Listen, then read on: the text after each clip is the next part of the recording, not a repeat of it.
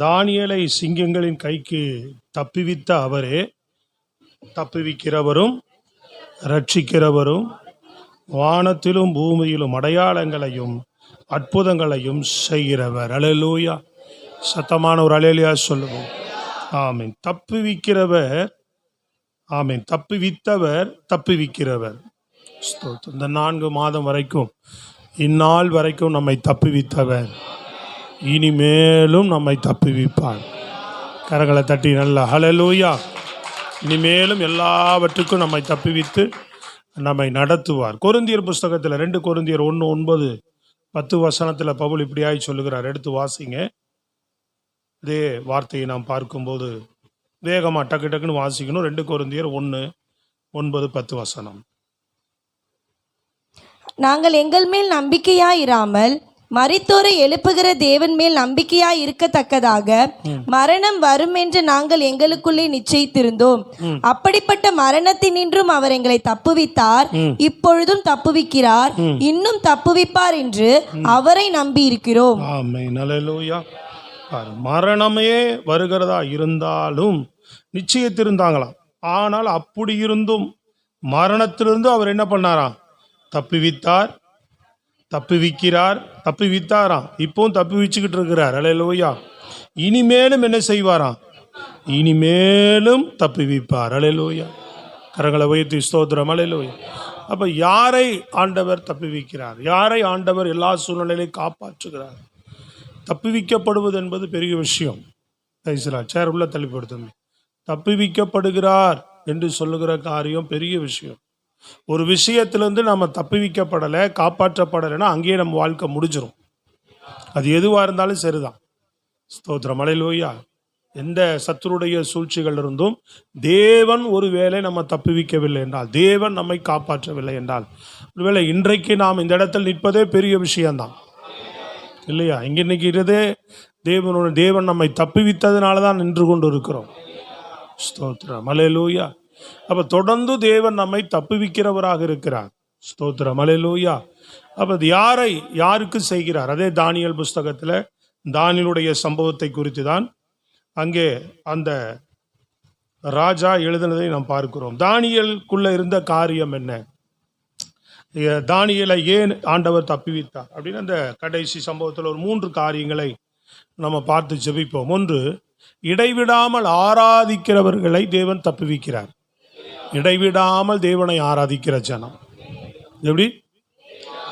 இடைவிடாமல் கர்த்தரை ஆராதிக்கிறவர்கள், இடைவிடாமல் தேவனை தேடுகிறவர்களை, இடைவிடாமல் தேவ சமூகத்தில் ஜெபிக்கிறவர்கள். இப்போ அநேகருக்குள்ள இடைவிடாமல் அப்படின்றதே கேள்விக்குறியாதான் இருக்கும். அல்லேலூயா. ஆமாம், எப்பாவது ஒரு நாள் தான் ஆராதிப்பேன், எப்பாவது ஒரு நாள் தான் ஜெபம் பண்ணுவேன், ஆனால் ஆண்டவர் என்னை தப்புவிக்கணும், நெருக்கடி வரும்போது என்னை காப்பாற்றணும், எனக்கு உதவி செய்யணும் அப்படின்றான். நீங்க பாருங்க, இடைவிடாமல் ஆராதிக்கிறவங்க, இடைவிடாமல் ஜெபிக்கிறவங்க, இடைவிடாமல் கர்த்தரை தேடுகிறவர்கள், அவங்களுக்கு நெருக்கடிகள் வரும், ஆனால் தப்புவிக்கப்படுவார்கள், காப்பாற்றப்படுவார்கள். ஸ்தோத்திரம். இடைவிடாமல் தேடுகிற அனுபவம் வேண்டும். காலையில் தேடுகிற அவ்வளவுதான் அப்படின்னு சொல்லக்கூடாது. மாலையில் தேடலாம். நமக்கு சமயம் கிடைக்கும் போது ஆண்டவரை துதிக்கலாம் இல்லையா? சமயம் கிடைக்கும் போதெல்லாம் ஆண்டவரை நம்ம நினைக்கலாம். சமயம் கிடைக்கும் போதெல்லாம் கர்த்தரை துதிக்கலாம். குடும்பமாக சேர்ந்து கொஞ்ச நேரம் துதிக்கலாம், தனியாக ஜெபம் பண்ணலாம். ஸ்தோத்திரம். புரியுதுங்களா உங்களுக்கு? அப்போ அந்த அனுபவம் இல்லை. அநேகர் இடைவிடாமல் ஆராதிக்கிற அனுபவம் இருக்கா? இடைவிடாமல் தேடுகிறவர்கள். நான் இடைவிடாமல் ஆண்டவரை நான் தேடிக்கிட்டே இருக்கிறேன். சில பேர் பாருங்க, இடைவெளி விட்டுருவாங்க. ஆண்டவரை தேடுவதில் ஒரு இடைவெளி வரும். இடைவெளியே வரக்கூடாது.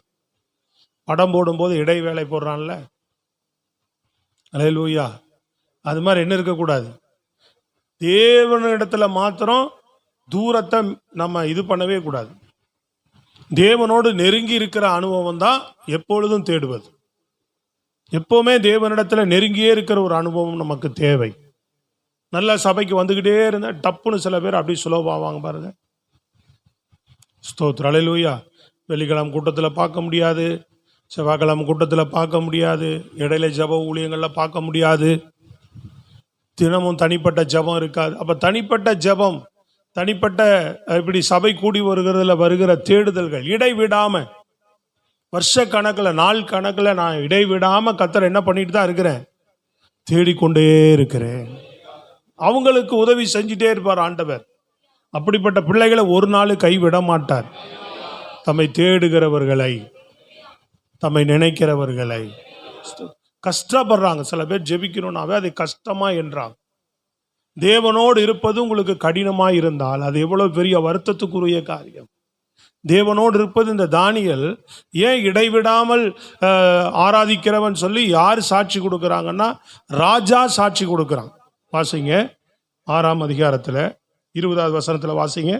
ராஜா கெபியின் கிட்ட வந்தபோது, ராஜா கிபையின் கிட்ட வந்தபோது துயர சத்தமாய் தானியேலை கூப்பிட்டு, துயர சத்தமாய் தானியேலை கூப்பிட்டு, தானியேலே, தானியேலே, ஜீவனுள்ள தேவனுடைய தாசனே, ஜீவனுள்ள தேவனுடைய தாசனே, நீ இடைவிடாமல் ஆராதிக்கிற உன் தேவன், நீ இடைவிடாமல் ஆராதிக்கிற உன் தேவன் உன்னை சிங்கங்களுக்கு தப்புவிக்க வல்லவராய் இருந்தாரா? சிங்கங்களுக்கு தப்புவிக்க வல்லவராய் இருந்தாரா? கரங்களை தட்டி சொல்லுங்க அல்லேலூயா. நீ இடைவிடாமல் ஆராதிக்கிற தேவன், ஒரு ராஜா சாட்சி கொடுக்கிறான். நீ இடைவிடாமல் ஒரு தேவன் ஆராதிக்கிறையே. சொல்றது விளங்குதாங்க? அப்படி மற்றவர்கள் கூட நம்மை பார்த்து சொல்லணும், அவங்க எப்போவுமே சபைக்கு போகிறவங்க, எப்போவுமே ஜெபம் பண்ணுறவங்க, அதோட சாட்சியும் காத்துக்கொள்ளணும். அது பின்னாடி சொல்கிறேன் நான். அல்லேலூயா. அதோட கூட சாட்சியும் தேவை என்பதை பின்னாடி சொல்கிறேன். அப்போ இடைவிடாத ஆராதிக்கிறது மாத்திரம் இல்லை, சாட்சியும் தேவை இல்லையா? முதல்ல தேவை இது. தேடும் போதே அது வந்துடும் தானா. ஆண்டவரை உண்மையாய் இடைவிடாமல் தேடிக்கிட்டு இருக்கிறவங்களுக்குள்ள வாழ்க்கை மாறிக்கிட்டு தான் இருக்கும். தேடாதவர்கள் வாழ்க்கை மாறாது. சொல்றது விளங்குதுங்களாங்க? நல்ல உண்மையாய் தேவனை தேடுகிறவங்க நிச்சயமாக மாறுவாங்க. நான் அடித்து முத்திரை வச்சு நான் சொல்லுவேன், சேப்பர் வச்சு கொடுக்குறேன். அல்லேலூயா. உண்மையாய் தேடுகிறவர்கள் மாறுவாங்க. அல்லேலூயா. இந்த சும்மா அப்படியே பாரம்பரியமா மேலோட்டமா பழக்க வழக்கத்தில் தேடுறவங்களுக்குள்ள வாழ்க்கை ஜீவியம் மாறாது.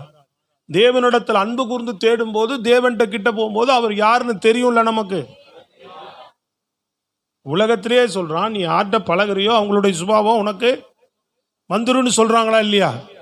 யார்கிட்ட பழகிட்டே இருக்கிறியோ அவங்களுடைய சுபாவம் உங்களுக்கு வந்துடும் அப்படின்றாங்க. அவங்களுடைய குணம், அவங்களுடைய ஆக்டிவிட்டிஸ் எல்லாம் என்ன செய்யும், கொஞ்சம் நடவடிக்கை எல்லாம் உங்களுக்கு வந்துடும் அப்படின்றாங்க. ஸ்தோத்திரம். சொல்றது விளங்குதாங்க?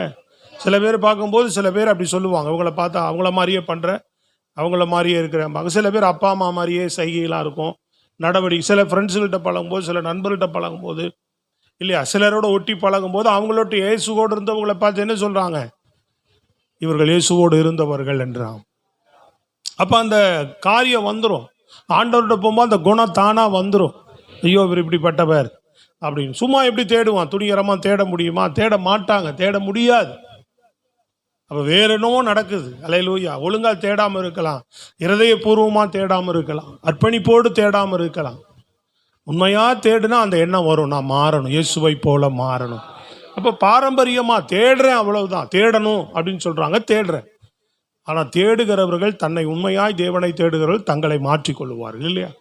அப்போது இவன் சாட்சி கொடுக்குறான், இடைவிடாமல் ஆராதிக்கிற உன் தேவன் உன்னை தப்புவிக்க வல்லவராய் இருந்தாரா? 6:14 பாருங்க, 14வது வசனம். ராஜா இந்த வார்த்தைகளை கேட்டபோது தன்னில் மிகவும் சஞ்சலப்பட்டு தானியேலை காப்பாற்றும்படிக்கு அவன் பேரில் தன் மனதை வைத்து அவனை தப்புவிப்பதற்காக சூரியன் அஸ்தமிக்கு மட்டும் பிரயாசப்பட்டு கொண்டிருந்தான். சூரியன் அஸ்தமிக்கு மட்டும் தப்புவிக்கிறதுக்கு ராஜா முதல் பிரயாசப்பட்டான். கவனிக்கிறீங்களா? இவனை தப்புவிக்கிறதுக்கு யார் பிரயாசப்பட்டது? அவனால முடியல. மாலை சூரியன் அஸ்தமிக்கிற வரைக்கும் பிரயாசம், ஒரு நாள் முழுதும் பிரயாசப்படுறாரு. ஏதாவது ஒரு காரணம் காட்டி ஏதாவது பண்ணி தானியேலை தப்புவிக்கணும், உன் நல்ல மனுஷனாச்சே அப்படின்னு சொல்லி முயற்சி எடுக்கிறான். ஆனா முடியல. ஸ்தோத்திரம். அல்லேலூயா. அடுத்து என்ன சொல்றான் பாருங்க, 16வது வசனத்துல. அப்பொழுது ராஜா கட்டளையிட அவர்கள் தானியேலை கொண்டு வந்து அவனை சிங்கங்களின் கெபியிலே போட்டார்கள். ராஜா தானியேலை நோக்கி நீ இடைவிடாமல் ஆராதிக்கிற உன் தேவன் உன்னை தப்புவிப்பார் என்றான். உன்னை தப்புவிப்பார். என்னால முடியலப்பா, நீ ஆராதிக்கிற தேவன் உன்னை தப்புவிப்பார். கரங்களை தட்டி சொல்லுங்க அல்லேலூயா. மனுஷனால முடியாது, நம்மளை தப்புவிக்கிறதுக்கோ காப்பாற்றுவதற்கோ மனுஷனால முடியாது. தேவன் நம்மை தப்புவிக்க வல்லவராய் இருக்கிறார். கர்த்தர் நம்மை தப்புவிக்க வல்லவராய் இருக்கிறார். அவன் சொல்றான், என்னால முடியலப்பா, முயற்சி பண்ண. நீ ஆராதிக்கிற உன் தேவன் உன்னை என்ன செய்வார்? தப்புவிப்பார். போ, நம்பிக்கையோட விட்டுட்டு தான் அடுத்த நாள் காலங்காத்தால எழுந்து போய் கேட்குறான், தானியேலே, நீ இடைவிடாமல் ஆராதிக்கிற தேவன் சத்தம் போட்டு கூப்பிடுறான். அவன் சத்தம் மறு சத்தம் மேலே வந்தால் தானே அவனுக்கு அப்பா அப்படின்னு இருக்கும். அப்போ கேட்கும்போது நம்பிக்கையோடு போய் கேட்குறான் பாரு. அப்போ அவன் தப்புவிக்க வல்லவராக இருந்தாலும் தானியேலிருந்து மேலே சத்தம் வருது, ஆமா என் தேவன் என்னை தப்புவித்தார். சோத்திரம். மரணத்தில் இருந்துங்க சிங்கத்தின் வாயை கட்டி போட்டு, அல்லேலூயா, எதிராய் வருகிற சிங்கங்களின் வாய்களை ஆண்டவர் கட்டி போடுவார். எதிராய் எதுவுமே பேசாதபடி, எதுவும் எதிராய் செயல்படாதபடி, உன்னை ஒன்றும் சேதப்படுத்தாதபடி தேவன் என்ன செய்வார்? நம்மளை தப்புவிக்க வல்லவராக இருக்கிறார். எவ்வளோ காரியங்கள் இருந்து தப்புவித்தவர், எவ்வளோ காரியங்கள் இருந்து தப்புவித்து கொண்டு வருகிறவர், இனிமேலும் தப்புவிப்பார். கரங்களை தட்டி சொல்லுங்க. விசுவாசம் இருக்கா உங்களுக்கு? அல்லேலூயா.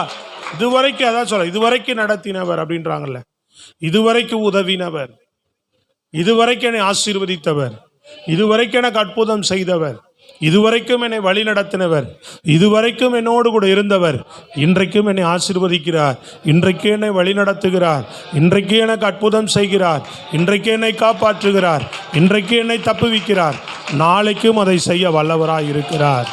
நல்லா கையை தட்டி ஜீவனோடு சொல்லுங்க. புரியுதா? Praise the Lord. ஹல்லேலூயா. எல்லா கரங்களை உயர்த்தி சத்தமா ஆமென்.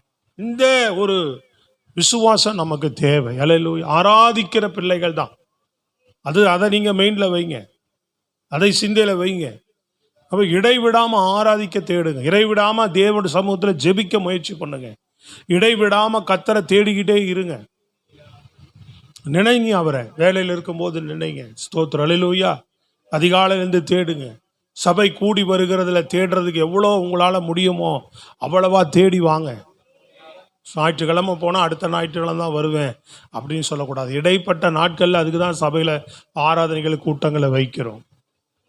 இடையிலையும் ஐக்கியம் தேவை, சபை கூடி வருதல் தேவை. உலகத்தான போல என்ன செய்யக்கூடாது? நட இழுத்து சாத்தினா அடுத்த வருஷம்தான் திறப்பான். சோத்திரம். அல்லேலூயா. இதெல்லாம் ஒரே அமக்கலமாக இருக்குல்ல. அப்போ எல்லாம் முடிச்சுட்டு நாளைக்கெல்லாம் நடை இழுத்து சாத்தினாங்கன்னா அவ்வளோதான், முடிஞ்சு போச்சு. அடுத்த வெள்ளிக்கிழமையா அடுத்த வருஷம்தான். அப்புறம் நம்ம அப்படி இல்லை, நமக்கு எப்பவுமே பண்டிகை தான், நமக்கு எப்பவுமே கொண்டாட்டம் தான். நம்ம எப்பவுமே சபையில் கூடி வந்து கொண்டே இருக்கிறோம். உணர்வுகளை நீங்கள் வளர்த்து கொள்ளணும். சோத்திரம். அல்லேலூயா. வேலையே இருந்தாலும் கூட பாருங்கள், தானியேலுக்கெல்லாம் அவ்வளோ பொறுப்பு வேலைகள் இருந்தது, விட்டுட்டு தான் தேடுறாங்க. அவன் உயிருக்கு ஆபத்து வரும் என்றும் அறிந்தும் அவன் தேடுகிறான். அப்படி தேடுகிற ஒரு அனுபவம் நமக்கு தேவை, அப்படி தேடுகிற ஒரு வாழ்க்கை நமக்கு தேவை. சில நாட்களை ஒதுக்கி, சில நேரங்களை ஒதுக்கி கர்த்தரை தேடுவதற்கு நம்ம வாழ்க்கையை ஒப்பு கொடுக்க வேண்டும். ஸ்தோத்திர. தீர்மானம் எடுக்க வைராக்கியமாக வேணும். சில பேரில் நான் பார்ப்பேன், வைராக்கியமாக வருவாங்க சபைக்கு. நான் வைராக்கியமாக வர்றது அந்த ஆளை பார்த்தாலே எனக்கு தெரியும். சில பேரை நான் கவனிப்பேன். சில பேர் எல்லாம் இடையில வரதெல்லாம் 1-2 பேரை கவனிப்பேன், கடமைக்காக வருவாங்க. அப்புறம் நம்ம கேட்போமோ என்ன வருவாங்க. ஆனால் சில பேர் வைராக்கியமாக வருவாங்க. செவ்வாய்க்கிழமை நான் போகணும் சபைக்கு, என்ன நாள் என்ன செய்வாங்க, வந்துடுவேன். வெள்ளிக்கிழமை என்னன்னாலும் சரி நான் சபைக்கு போவேன். வைராக்கியம், தேவனை தேடுறதுல ஒரு வைராக்கியம், அது ரொம்ப அவசியம். ஸ்தோத்திரம். அல்லேலூயா. சண்டே சொல்லுவேன், பெட்டில் படுத்து ட்ரிப்ஸ் இறக்குற மாதிரி இருந்தால் தான் வரக்கூடாது. நல்லா ட்ரிப்ஸ் இறக்கும் போதே ட்ரிப்ஸை கழட்டி போட்டு வந்தேன் ஆராதனைக்கு. சொல்கிறது விளங்குதாங்க? சொன்னதுக்கு தொட்டதுக்கெல்லாம் என்ன செய்யக்கூடாது. பரவாயில்ல அடுத்த வாரம் ஏதோ ஒன்று சாக்கு போக்கு சொல்லுவோம், சொல்லவே கூடாது. ஞாயிற்றுக்கிழமை தேவனை எழுந்த உடனே ஞாயிற்றுக்கிழமை முதல் கடமை நான் கர்த்தரை தேடணும். வந்துட்டு எங்கே வேணாம் போ, கர்த்தரை உன்னை ஆசீர்வதிக்க வல்லவர். காலையில் எழுந்த உடனே கர்த்தரை தேடிட்டு போ. நீ போராடெல்லாம் உன்னை தப்புவிப்பார், போராடெல்லாம் உன்னை காப்பாற்றுவார், போராடெல்லாம் உனக்கு உதவி செய்வார், போராடெல்லாம் உனக்கு அற்புத அடையாளங்களை செய்வார், போகிறடெல்லாம் உன்னை ஆசீர்வதிப்பார் அவர். சங்கீதம் 34:1 சொல்றான், கர்த்தரை நான் எக்காலத்திலும் ஸ்தோத்தரிப்பேன், அவர் துதி எப்போ எந்த நேரத்திலும் தாவீது தேவனை துதிக்கக்கூடியவன், எந்த நேரத்திலும் தாவீது தேவனை ஆராதிக்கக்கூடியவன், எந்த நேரத்திலும் தாவீது தேவனை தேடக்கூடியவன். அவன் சொல்றான் பாருங்க, வாசிங்க எடுத்து சங்கீத புஸ்தகம், ஆதி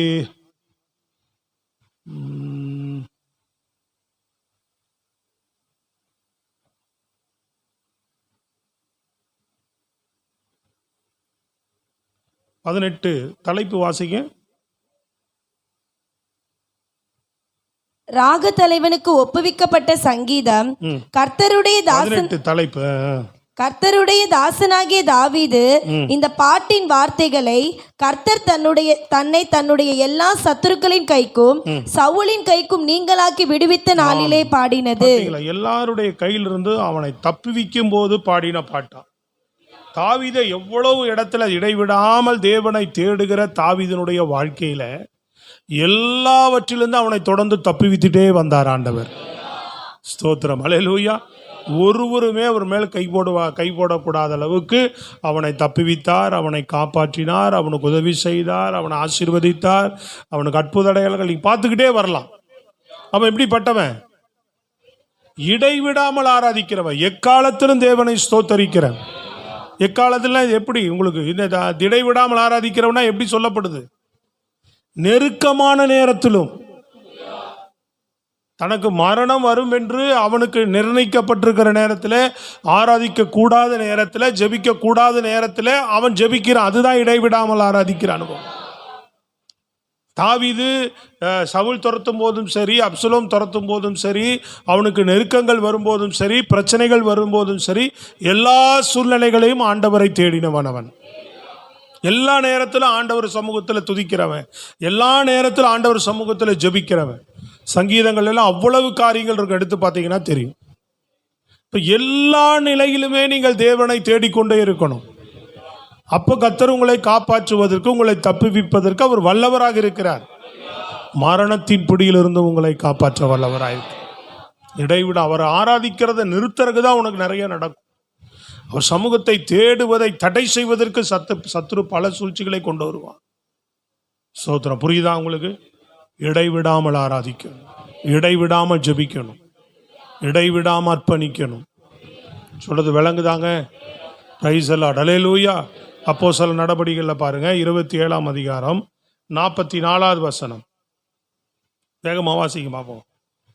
27:44. மற்றவர்களில் சிலர் பலகைகள் மேலும் சிலர் கப்பல் துண்டுகள் மேலும் போய் கரையேறவும் கட்டளையிட்டான். இவ்விதமாய் எல்லாரும் தப்பி கரை சேர்ந்தார்கள். எல்லாரும் என்ன செய்தார்கள்? யாரு? பவுலுடைய காலத்துல, பவுலுடைய வாழ்க்கையில எல்லாவற்றையும் ஆண்டவர் என்ன பண்ணாரு? அவன் நிமித்தமாக எல்லோரையும் தப்பிக்க வழி செய்தார் ஆண்டவர். எல்லாமே நீங்க பாத்தீங்கன்னா இதெல்லாம் மரணத்துக்கு அவங்களுக்கு ஒரு அடி தூரம். தாவீதெல்லாம் சொல்றான், மரணத்துக்கு எனக்கு ஒரு அடி தூரம் தான் இருக்குன்னு சொல்றான். அந்த மாதிரி சூழ்நிலைகள்ல தேவன் என்ன செய்யறார்? அவரால் மட்டும்தான் முடியும். சில காரியங்கள்ல இருந்தெல்லாம் முடியாதுங்க. சொல்றது விளங்குதான்? எப்படி தப்பிக்க போறோம்? எப்படி இதுல இருந்து வெளியில வர போறோம்? ஸ்தோத்திரம், அல்லேலூயா. இந்த அனுபவம் உண்மையா உங்களுக்கு எத்தனை பேருக்கு இருக்கு? இப்படிலாம் ஆண்டவர் என்னை காப்பாற்றிக்கிறார், தப்புவிச்சிருக்கிறார். அல்லேலூயா. அவ்வளவு நெருக்கமான நேரங்கள், அவ்வளவு கடுமையான காரியங்கள், அவ்வளவு பிரச்சனையான நேரங்கள். ஸ்தோத்திரம், அல்லேலூயா. ஆமாம், அதெல்லாம் வரணும். அந்த அனுபவங்களோடு நீங்கள் வந்தீங்கன்னா தான்.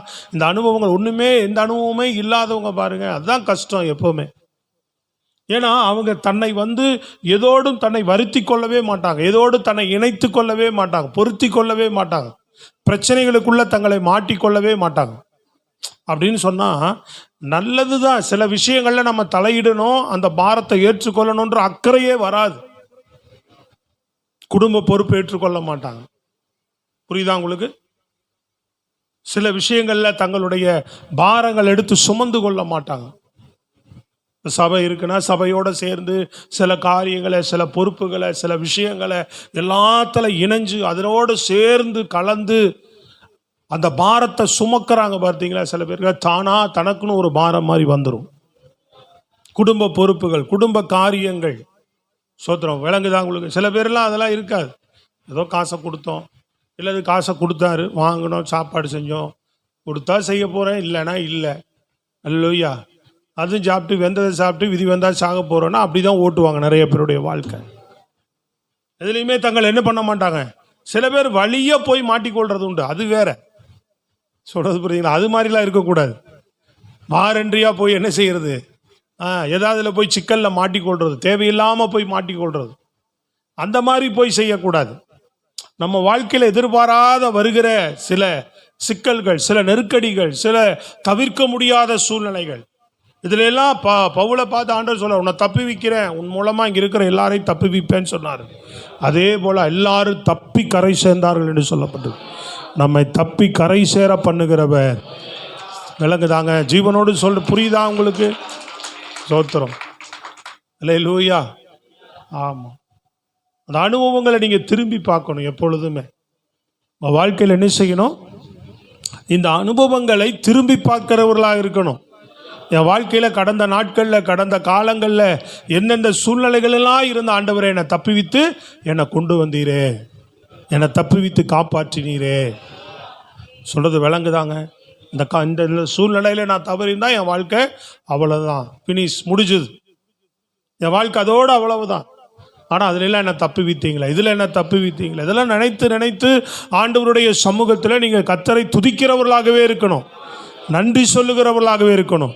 தப்பி வித்ததுக்காக தப்பி வித்துட்டு இருக்கிறார், இனிமேலும் உன்னை தப்பி வைப்பார் என்பதற்கு. ஸோ அற்புத அடையாளங்களை, அற்புதங்களை செய்து தப்பி வைக்கிறதெல்லாம் எப்படி? இதெல்லாம் முடியாது.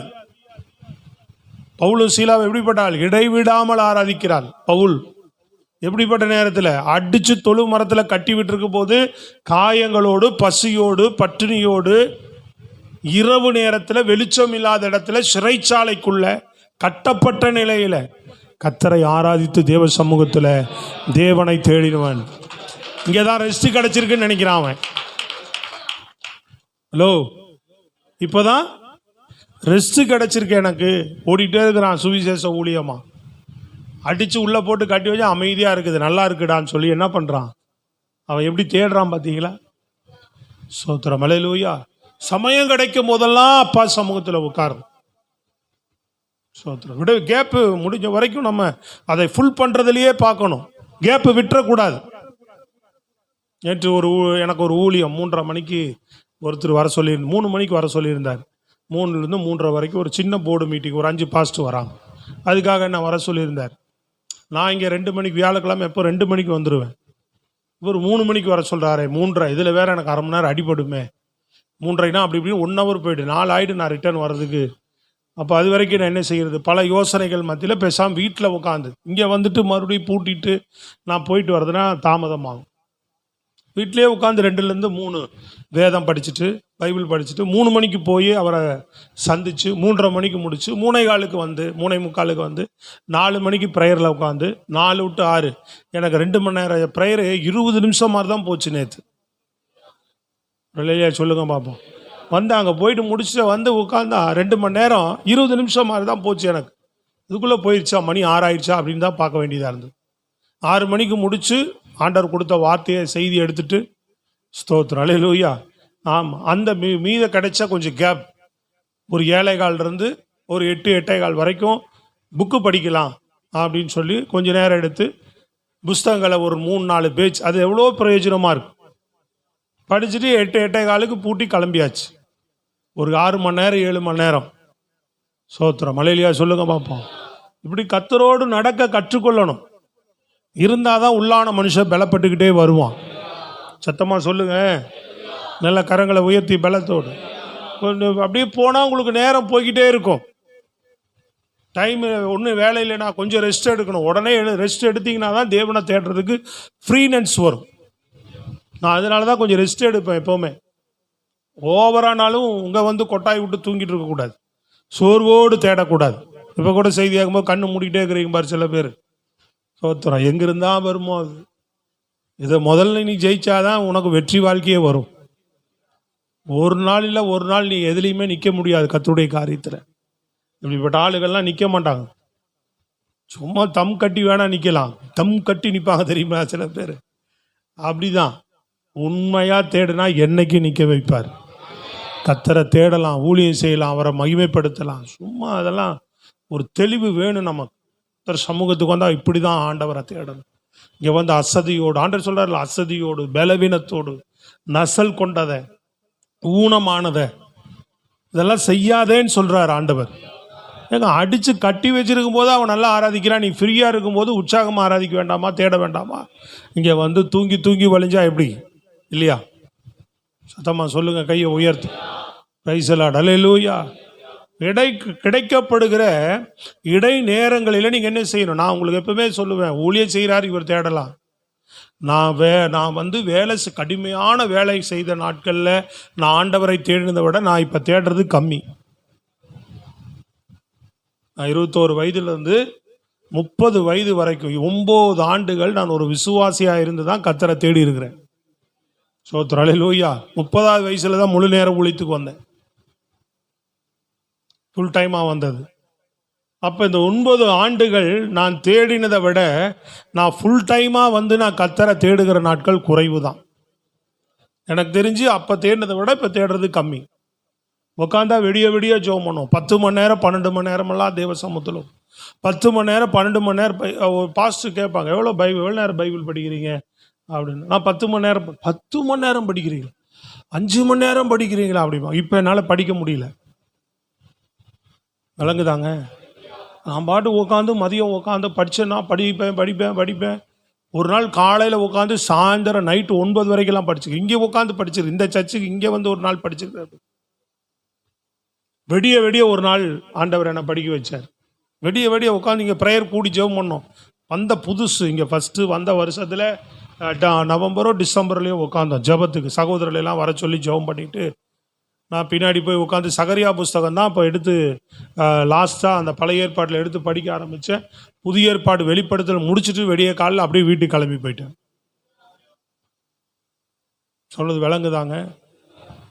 ஆமாம்.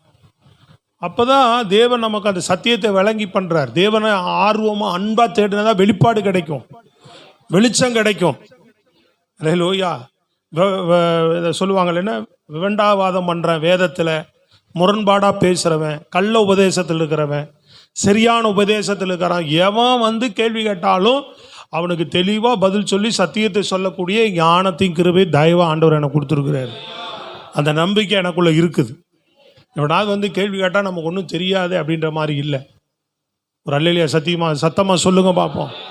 தயவாக தேவன் அந்த கிருபையை கொடுத்து. அப்போ தேடுனதுனால தான் எவன் வந்து உட்காந்து கேட்டாலும் அவன் சொல்கிறதுக்கு சரியான உபதேசத்தினுடைய வெளிச்சத்தை விளக்கத்தை சொல்கிறதுக்கு ஆண்டவர் கிருபை கொடுத்துருக்கிறார்.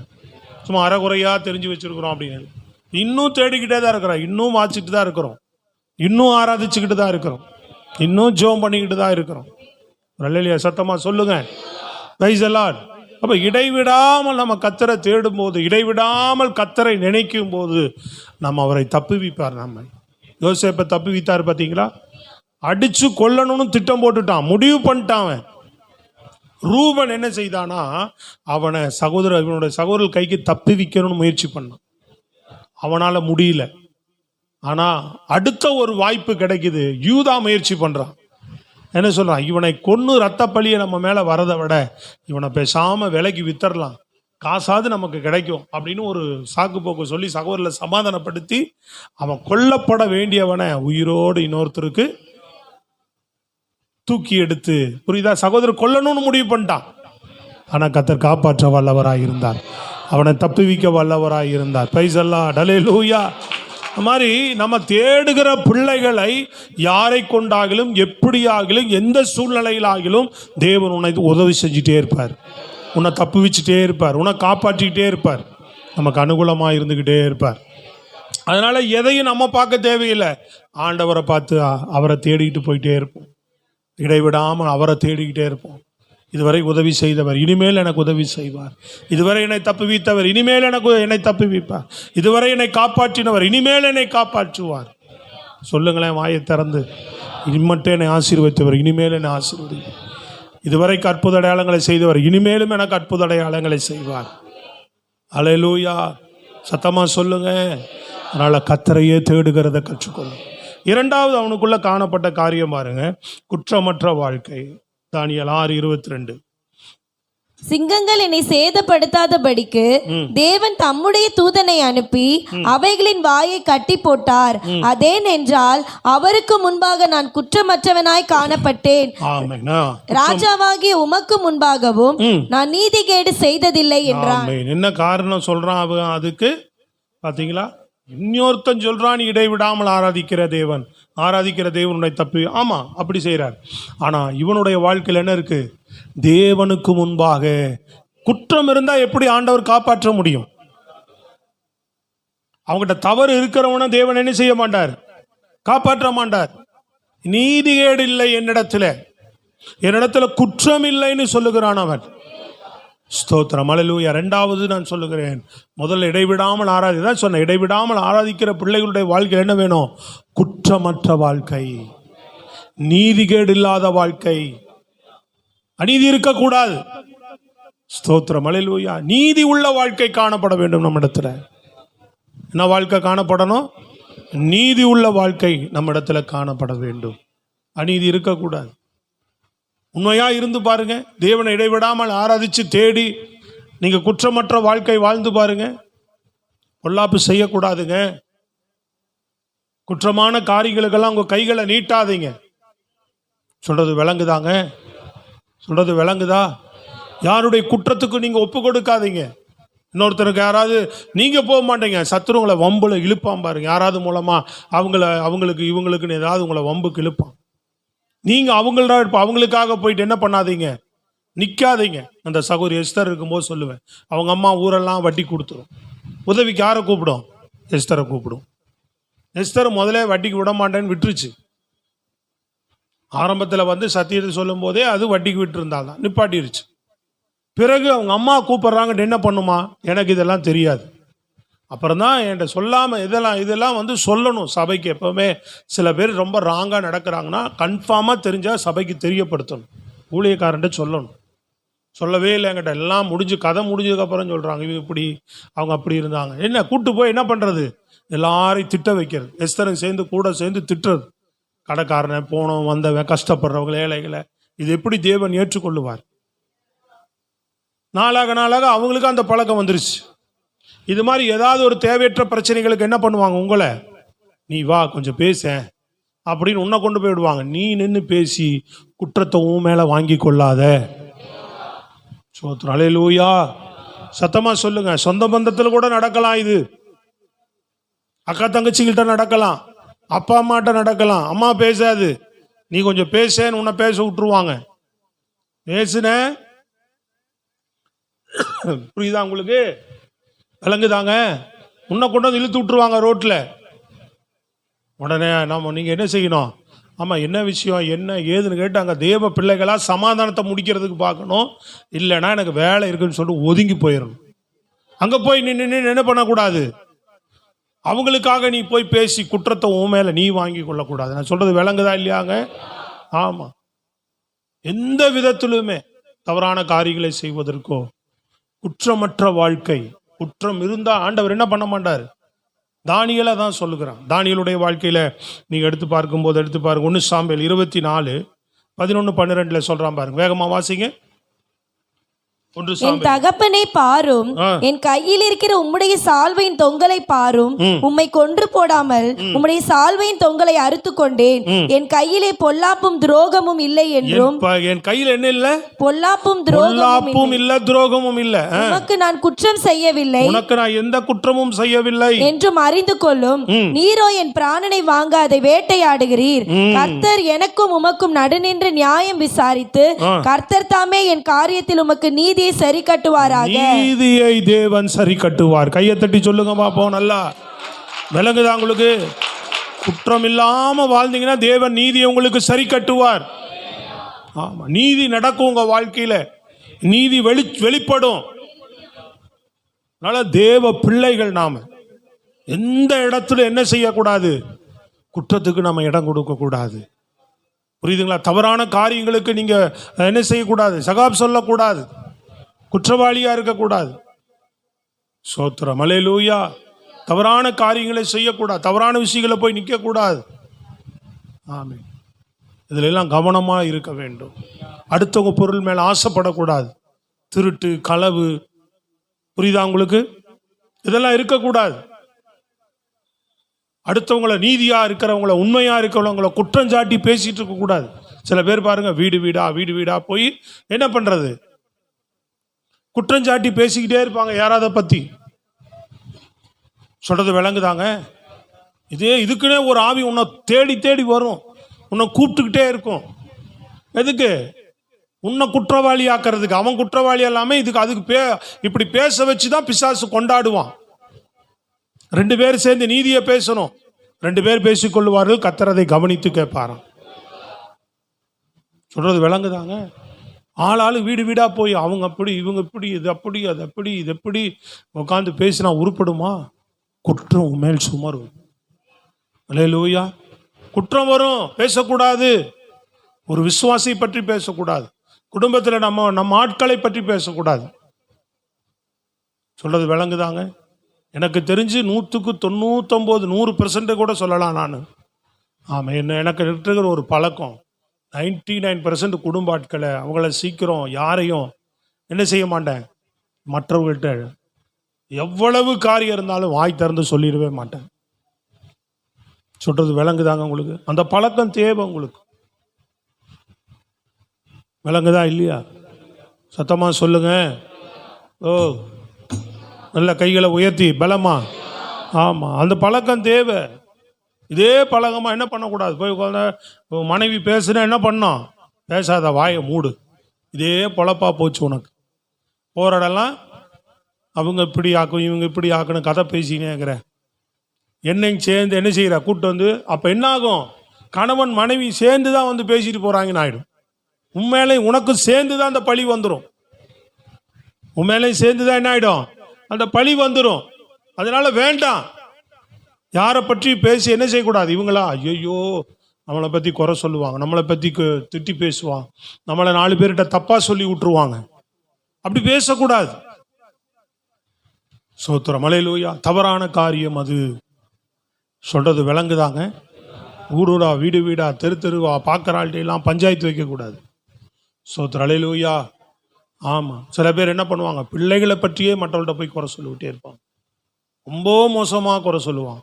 அது யானை என்ன சொல்லுவாங்க, யானை தன் மேலேயே மண்ணை தூக்கி போட்டுக்கிறது மாதிரி.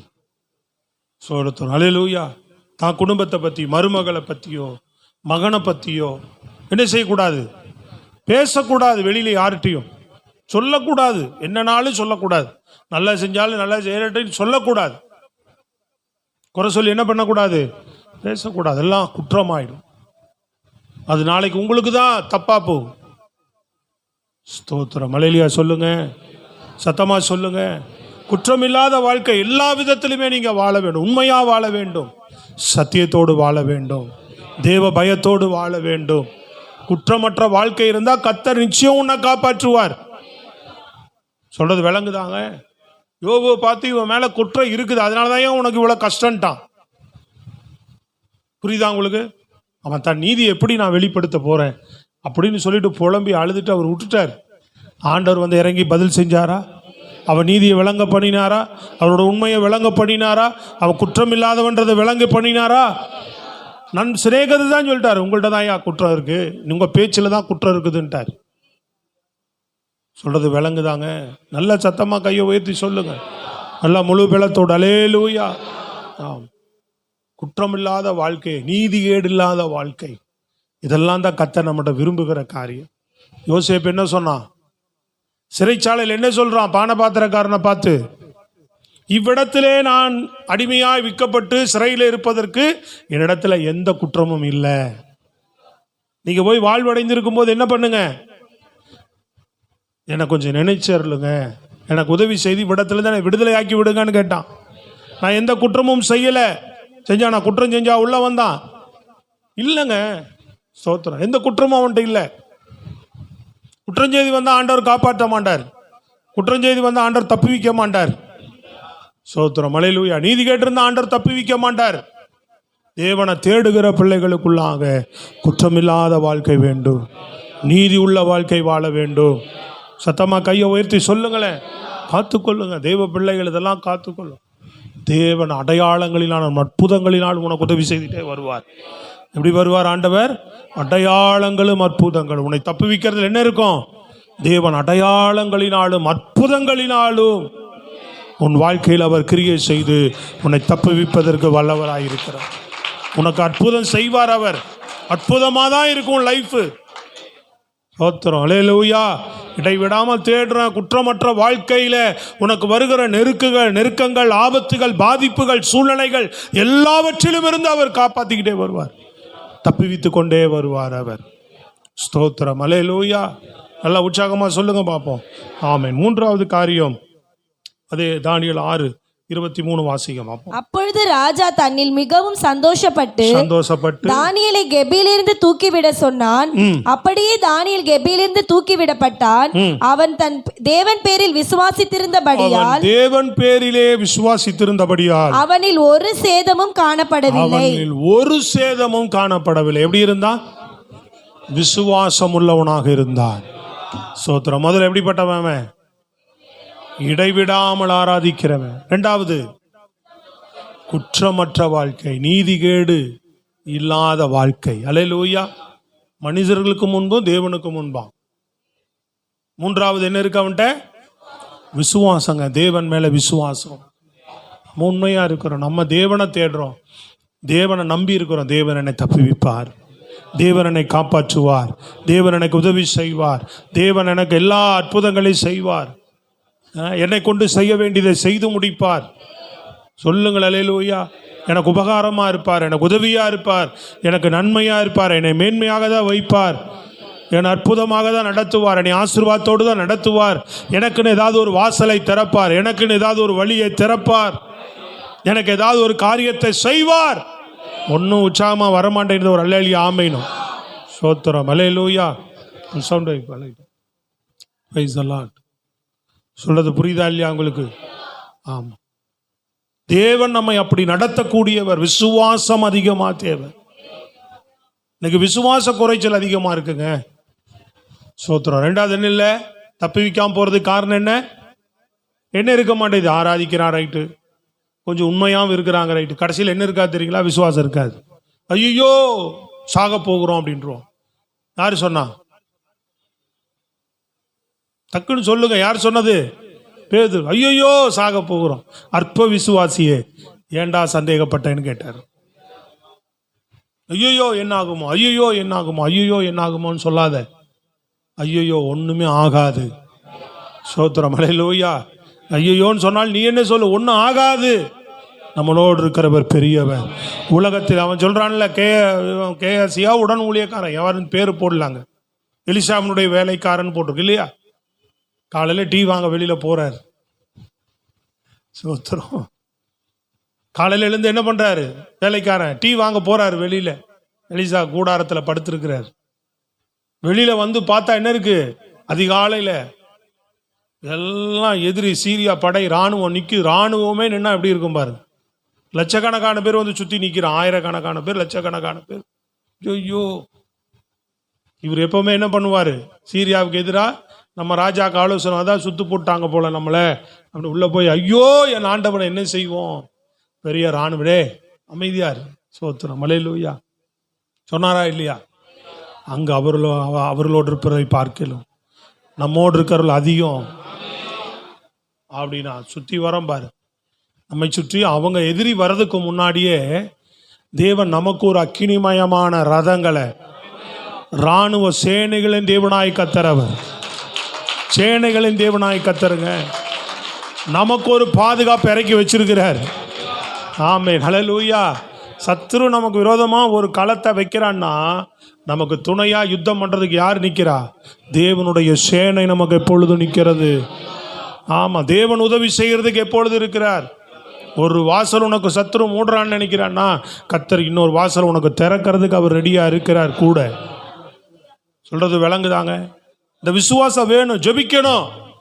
இந்தவரை ஏன் இந்த வாசல் மூடப்பட்டது? ஏன் இது அடைக்கப்பட்டது? ஏன் எனக்கு இப்படி ஆச்சு? ஏன் ஆண்டவரே அப்படின்னு கத்தர் சமூகத்தில் போய் உட்காரு. கத்தர் சொல்லுவார், இதை விட பெஸ்டான வாசல் உனக்கு ஒன்று திறந்து வச்சிருக்கிறேன் போ. நான் காலையில் ஜெபிக்கும் போது தான் சொன்னாங்க, சுண்ணாம்பு கால்வாய் சர்ச்சு இடிக்க போகிறேன்னு எனக்கு பக்கத்தில் இந்த புரோட்டா கடைக்காரர் ஃபோன் பண்ணார். சும்மா இல்லை, சபை உங்களுக்கெல்லாம் வீடு மாதிரி நினைக்கக்கூடாது. சபை காரியங்கள் ஊழியக்காரனுக்கு தான் அந்த பாரம் தெரியும். ஏன்னா அநேகருக்கு அந்த பாரம் வராது. இவர் என்ன தான் பண்ணுறாரு பார்க்கலாம். அப்படி தான் நிறைய பேர் இருக்கிறாங்க இல்லையா? எங்காவது போய் இவர் விளட்டான், அப்போ தான் இவருக்கு புத்தி வரும். அப்படி தான் இருக்கிறாங்க. நமக்காக ஜெபிக்கிற ஆளுகள்லாம் குறைவு தான் இப்போ.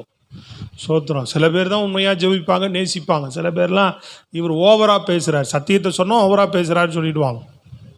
சோத்திரம். அலையிலையா சொல்லுங்க பார்ப்போம். நாங்கள் அந்த டிஸ்டன்ஸில் தான் இருக்க முடியும் எப்போவுமே. எங்களுக்கு ஆண்டவர் அப்படி தான் வழிநடத்தல் வச்சிருக்கிறார். சத்தியத்தை சொல்லுவோம், கண்டிப்பு புத்தி சொல்கிறது இதுதான் வரும், வேறு எதுவும் எங்களுக்கு வராது. கூட அன்பு நிறையா இருக்க தான் செய்யும். அன்பு இருக்கிறதுனால தான் கண்டிப்பும் புத்தி சொல்லுதலுமே இருக்குது. சொல்கிறது விளங்குதாங்க. தேவன் அன்புள்ளவர் தான். எங்காவது கண்டிக்காமல் புத்தி சொல்லாமல் இருந்திருக்கிறாரா பாருங்க, சொல்லுங்க.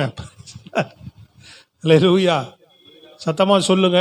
அது இருக்க தான் செய்யும். ஆனால் நம்ம ஆளுக்கு என்ன வராது, அதெல்லாம் வராது. ஐயோ அதெல்லாம் சொல்லவே கூடாது, எதுவுமே சொல்லக்கூடாது, அதெல்லாம் சொல்லாமல் இருக்கவே முடியாது. எங்கேயுமே அப்படி தான், என் வீட்லேயே அப்படி தான், எங்கேயும் அப்படி தான். அதை பற்றி நான் கவலைப்படவே மாட்டேன். அல்லேலூயா. சொல்ல வேண்டியதை சொல்லிடணும் நம்ம, இல்லை ரத்தப்பழி நம்ம மேலே. சொல்கிறது விளங்குதாங்க இல்லையா உங்களுக்கு? சத்தமாக சொல்லுங்க. ஆமாம், எல்லாரும் சோப்பு போடுற வேலையை நம்ம செய்யக்கூடாது. அப்போ இப்படிலாம் இருக்க தான் செய்யுது ஆட்கள் இல்லையா? சில பேர் உண்மை, ஐயோ ஆண்டவரே சபை இடிக்க போகிறாங்களாமா, என்ன ஐயோ ஐயா ஐயா என்ன பண்ண போகிறாரோ தெரியலையே, என்ன செய்ய போகிறாரோ தெரியலையே, என்ன பண்ண போகிறாரோ, எதையும் போய் அவர்கிட்ட கேட்க முடியாதே, பேச முடியாதே, என்ன செய்கிறாரோ அப்படின்னு ஜெபம் பண்ணுற ஆட்கள், அங்கலாய்க்கிறவர்கள் இருக்கிறாங்க. சொல்கிறது விளங்குதாங்க? சோத்திரம். நாங்களாம் இன்னைக்கு வரைக்கும் அப்படி இல்லை. இன்னைக்கு வரைக்கும் அப்படி இல்லை, சொல்ல முடியாது சில காரியங்களை. பிரைஸ்ல அல்லேலூயா. இன்றைக்கும் நாங்கள் இருந்த வளர்ந்த சபைகளுக்கு இன்றைக்கி எங்களால் என்ன உதவி செய்ய முடியும், என்ன செய்யலாம் அப்படின்றத யோசிச்சு தான் நாங்கள் செஞ்சுக்கிட்டு இருக்கிறோம். ஸ்தோத்திரம். அல்லேலூயா. சொல்கிறது விளங்குதாங்க? ஆமாம், பெருசாலாம் ஒன்றும் இல்லை, ஏதோ நம்மளால் முடிஞ்ச சில காரியங்கள் அப்படின்னு நம்ம முயற்சி பண்ணிகிட்டே தான் இருப்போம். அதுதான் நமக்கு ஆண்டவர் ஏதாவது விதத்தில் உதவி செஞ்சுட்டே இருப்பார். காலையில் நான் ஜெபிச்சுட்டு இருக்கும்போது தான் ஃபோன் வந்துச்சு, போலீஸ் எல்லாம் வந்திருக்கிறாங்க, இடிக்க போகிறாங்களா அப்படி. நான் உடனே ஓடி வரல. அந்த நாளில் காலைல ஜெபம் இருந்துட்டு இருந்தது. அப்போல்லாம் அம்மா இருந்தாங்க. சரி அவங்க இருப்பாங்கள்ல, அப்புறம் போவோம்னு சொல்லிட்டு உடனே குடும்பமாக கூப்பிட்டு ஜெபம் பண்ணிவிட்டு ஆண்டவர்கிட்ட தைரியமாக ஒப்பு கொடுத்துட்டு, ஸ்தோத்திரம் அல்லேலூயா. ஆமாம், நல்லா ஆண்டவர்கிட்ட அர்ப்பணிச்சுட்டு ஜெபம் பண்ணிட்டு வந்தேன், உக்காந்தேன். என்ன ஆண்டவரே நீங்களே செய்யுங்க அப்படின்னு ஜெபம் பண்ணணும். பிரைஸ் எல்லாம் வரும்போதே ஜெபம் பண்ணிட்டு வந்துட்டேன். அந்த அன்னைக்கே ஆண்டவர் வாசலை திறந்துட்டார். ஸ்தோத்திரம் அல்லேலூயா. ஒரு நாள் கூட தாமதம் பண்ணலைங்க. அந்த அன்னைக்கே வாசலை திறந்துட்டார். வெள்ளிக்கிழமை பேசி முடிச்சாச்சு, சனிக்கிழமை அட்வான்ஸ் கொடுத்தாச்சுங்க. ஸ்தோத்திரம் அல்லேலூயா. இதெல்லாம் வீடு கிடைக்கிறதே சிரமம். சர்ச்சுன்றது எல்லாம் சாதாரணமான ஒரு விஷயமே கிடையாது. இன்றைக்கும் தெய்வம் நமக்கு இரக்கம் பாராட்டி தான் வச்சுருக்கிறார். கீழே 70,000 ரூபா வாடகை, பக்கத்தில் 70,000 ரூபா வாடகை. இதை விட எல்லாம் சின்னது. உள்ளே உள்ளே அந்த சத்தத்துக்குள்ளே உள்ளே போகவே முடியாது. மறைஞ்சு கிரஞ்சு வளைவும் கிளைவுமா இருக்கும். 70,000 வாடகை பக்கத்தில், கீழே 70,000, மேலே பேங்க் 60,000. இதை விட சின்னது பேங்க் 1700-800 ஸ்கொயர் ஃபீட்டு தான். பக்கத்தில் 60,000 வாடகையா, கீழே 2 70,000 வாடகை. சோத்திரம் அல்லேலூயா. சொல்கிறது புரியுதா உங்களுக்கு? ஆமாம், நேற்று போன ஒரு சர்ச்சுக்கு இந்த ஸ்டேஜ் சைட்ஸ் தான் இருக்குது, விட கொஞ்சம் ஒரு அடி ஆச்சா இருக்கும், அவ்வளோதான். 12,000 வாடகை அப்படின்றார். எல்லாம் சேர்ந்தா 5,000 ரூபாய்க்கு மேலே வருது அப்படின்றார். இவ்வளோ உண்டு தான் வச்சுருக்குறாங்க. ஆண்டவர் கிருபையாக தான் நம்ம கொடுக்குறார். வாடகை நம்ம ரேஞ்சுக்கு அதிகம் தான், அதையும் கொடுக்கவும் வைக்கிறார் ஆண்டவர். ஒரு வாசல் அடைஞ்சோன்னு இன்னொரு வாசலை நமக்கு என்ன செய்கிறாரு? திறந்து கொடுத்துட்டே தான் இருக்கிறார். இது வரைக்கும் அப்படி தான் செய்கிறார். அல்லேலூயா. உங்கள் வாழ்க்கையில் அதை செய்வார். அதுதான் என்னுடைய ஆசையும் என் விசுவாசமும். எல்லாரும் உயரணும், மேன்மை அடைஞ்சிக்கிட்டே வரணும். வருஷம் வருஷம் உங்களுடைய எல்லா நிலையிலும் உயர்ந்துக்கிட்டே வரணும். நீங்கள் அந்த மாதிரி எதிர்பார்க்க மாட்டீங்க, அதுதான் பிரச்சனை. இந்த வருஷம் இருக்கிற மாதிரி அடுத்த வருஷம் இருக்கக்கூடாது. அடுத்த வருஷம் என் நிலையில் நல்ல மாற்றங்கள் வேணும், வருமானத்தில் மாற்றங்கள் வேணும், உயர்வு வேணும். ஆண்டவரே இப்போ இருந்தே நீங்கள் ஜெபிச்சிங்கன்னா புதிய வழியை வாசலை கத்த திறப்பாருங்க. ஸ்தோத்திரம் அல்லேலூயா. அங்கேயே சம்பள உயர்வுகளை கிடைக்க பண்ணுவார். நீங்கள் செய்கிற வேலையிலேயே வருமானத்தை பெருக பண்ணுவார். இல்லையா இன்னொரு புதிய வாசலை வழிகளை திறந்து கொடுப்பார்.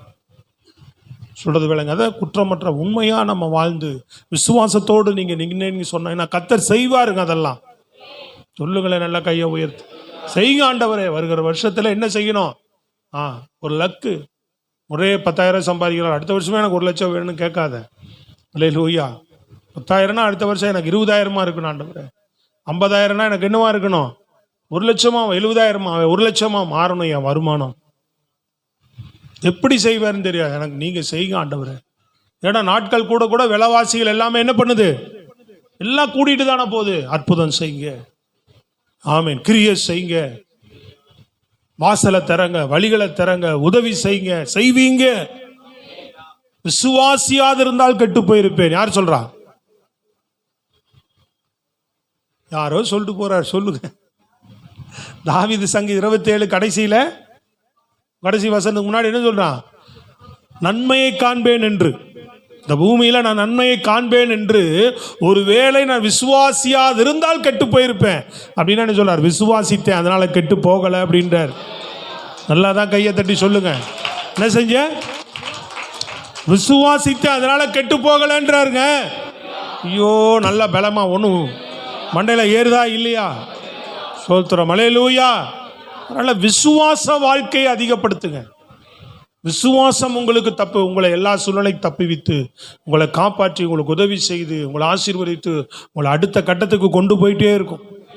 அதனால எல்லாவற்றிலும் விசுவாச வாழ்க்கை அனல் மூட்டுங்க. ஆராதிக்கிற பிள்ளைகளாக இருங்க. இடைவிடாமல் தேடுகிற பிள்ளைகள். ஆராதிக்கிறவன் என்ன?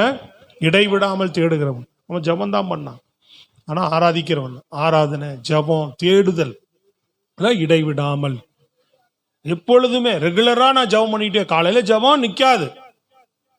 ஒரு 10 நாள் ஜபம் பண்ணுவேன். அப்புறம் ஏதாவது 6 மாதம் கழிச்சு யோசனை வந்தால் ஐயோ ஜபத்தை விட்டேன், மறுபடியும் எழுந்து ஒரு 10 நாள் ஜபம் பண்ணுவேன். அப்புறம் தூங்கிடுவேன்.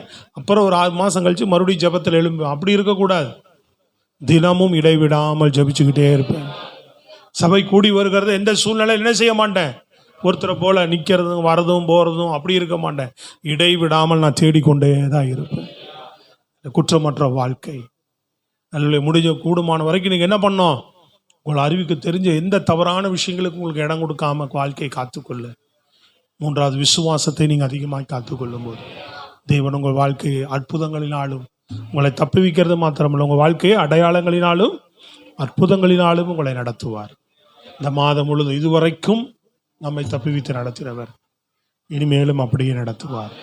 ஆமென். எழுந்து நன்றி சொல்லுவோம். ஹல்லேலூயா. கர்த்தருக்கு மகிமை. ஜீசஸ். ஹல்லேலூயா.